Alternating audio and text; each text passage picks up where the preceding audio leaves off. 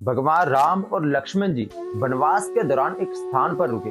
रात के समय लक्ष्मण जी के मन में अजीब सा परिवर्तन हुआ। उन्हें पहली बार लगा कि वनवास तो भैया राम को मिला है, मुझे नहीं। मैं क्यों भैया राम के साथ इन कठिनाइयों को सहन कर रहा हूँ। लक्ष्मण जी का मन धीरे धीरे कुबाब और मति भ्रष्ट होने लगा। अगली सुबह भगवान राम ने मुस्कुराते हुए कहा, लक्ष्मण, इस स्थान की मिट्टी बहुत सुंदर लग रही है, इसे एक पोटली में बांध लो और साथ ले चलो। लक्ष्मण जी ने तुरंत भगवान श्री राम की आज्ञा का पालन किया और मिट्टी को लेकर यात्रा पर निकले।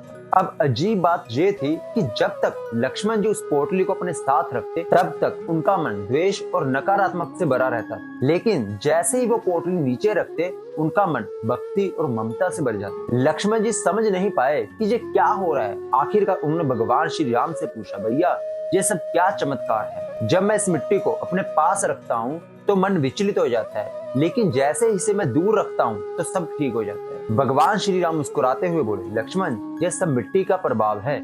जिस भूमि पर जैसे कर्म किए जाते हैं उसका परमाणु उस भूमि और वातावरण में समा जाता है। भगवान राम ने आगे बताया, जिस स्थान की ये मिट्टी है वहाँ सूंद और सूंद नामक राक्षस रहते। उन्होंने कठोर तपस्या करके ब्रह्मा जी से वरदान पाया था, लेकिन वरदान में ये शर्त थी कि उनकी मृत्यु केवल आपसी विवाद से ही होनी चाहिए। दोनों राक्षस भाइयों का प्रेम अतुलनीय था। उन्हें विश्वास था कि वे कभी आपस में नहीं लड़ेंगे, इसलिए वरदान के बाद उन्होंने अमर होने का घमंड पाल लिया। लेकिन जब उन्होंने देवताओं को सताना शुरू किया तो देवताओं ने ब्रह्मा जी से सहायता मांगी। ब्रह्मा जी ने तिलोत्तमा नामक अद्भुत सुंदर अप्सरा का निर्माण किया और उसे उन दैत्यों के पास भेजा।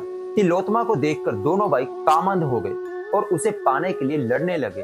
तिलोत्तमा ने कहा, मैं उसी से विवाह करूंगी जो विजेता बनेगा। ये सुनते ही दोनों भाइयों में भीषण युद्ध हुआ और अंततः दोनों एक दूसरे को मारकर मृत्यु को प्राप्त हुए। भगवान श्री राम ने समझाया, लक्ष्मण, ये वही स्थान है जहाँ वे दोनों मरे थे। उनके द्वेष और घृणा के भाव इस भूमि में समा गए हैं। इस मिट्टी को पास रखने से यही नकारात्मक ऊर्जा तुम्हारे मन को प्रभावित कर रही है। यह कथा हमें एक अद्भुत शिक्षा देती है। जिस स्थान पर जैसा कर्म होता है वहाँ की मिट्टी, वायुमंडल, वातावरण पर उसका प्रभाव पड़ता है। हमारे घर और आसपास के स्थान को पवित्र और सकारात्मक बनाए रखना बेहद जरूरी है। जैसे हमारे विचार हमारे कर्मों को प्रभावित करते हैं, वैसे ही हमारा वातावरण हमारे विचारों। अगर आप चाहते हैं कि आपके जीवन में सकारात्मकता, शांति और भक्ति बने रहे तो अपने घर और आसपास के वातावरण को साफ, पवित्र और शुभ कर्मों से भरपूर रखें। जैसा वातावरण होगा वैसे ही आपके विचार होंगे।